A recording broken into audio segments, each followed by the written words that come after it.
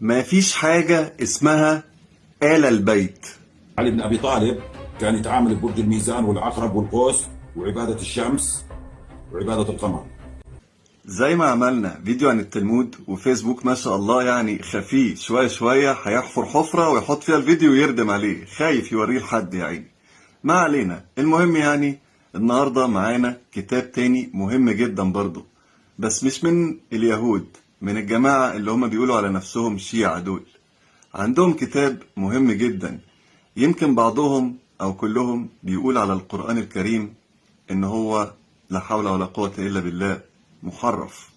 إنما الكتاب ده بقى عندهم مش محرف، ومفروض إن كاتب الكتاب ده هو سيدنا علي بن أبي طالب، اللي هو بريء براءة الذئب من دمكم. بجد سيدنا علي بريء منكم. اسمه كتاب الجفر. الجفر ده في منه الجفر الأبيض والجفر الأحمر. النهاردة معانا الجفر الأحمر. هذا الجفر الأحمر.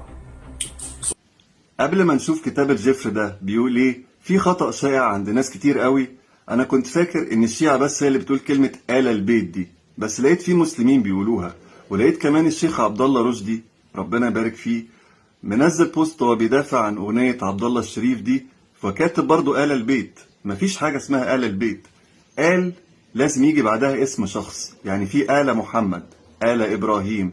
أنا مثلا اسمي إسلام عادل محمدي إسماعيل الشريف، فأنا من آل الشريف، تمام؟ إنما في أهل البيت، أهل الخيام، أهل الخباء، أهل الضوء. سيدنا عمر بن الخطاب لما دخل على ناس لقاهم كانوا مولعين نار وقاعدين حواليها، فمرضاش يقول لهم السلام عليكم يا أهل النار، قال لهم يا أهل الضوء. فأهل لمكان، إنما آل بيجي بعدها اسم، آل سعود، آل نهيان، إنما ما فيش آل البيت. صدمني يا رجل، كتاب سحر هذا مش فرج. اوريك المصايب اللي فيه اللي صدمتني هون. اتفرج، هذه اقراها والله انت اقراها. ايش هذه الحروف المقطعه اللي بيستعملوها اليهود في في شو اسمه في حساب الجمل، لذلك بيحطوا. اقراها. ايش هذا؟ ميم حاء ميم ميم دال، ايش بتصير؟ محمد. اقراها هذه. دجال.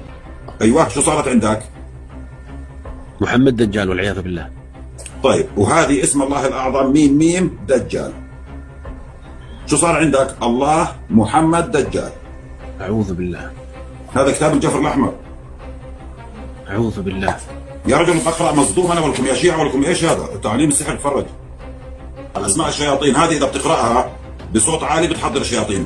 هذه من اسماء الشياطين اللي وجدتها نفسها مكتوبه في شمس المعارف. نعم. شوف تنكيس اسماء الله الحسنى: الجليل، الله اكبر، الرقيب، الباطن، الوهاب، الولي. شوف تنكيس. اعوذ بالله. شوف تنكيس النبي. لا اله الا الله. شايف؟ ابليس الله. اعوذ بالله. اعوذ بالله. هذا الجفر الاحمر تبع علي بن ابي طالب اللي صنعوا سمعنا فيه الجفر الاحمر ودؤابه السيف وصحيفه الجامعه العبيطه والعقيق وصحيفه الجامعه اللي موجوده هون في التناخ اليهودي. وهاي سفر الجامعه. مين هذا؟ كلام الجامعه ابن داوود الدجال. الله. وصايا الدجال في سفر الجامعه.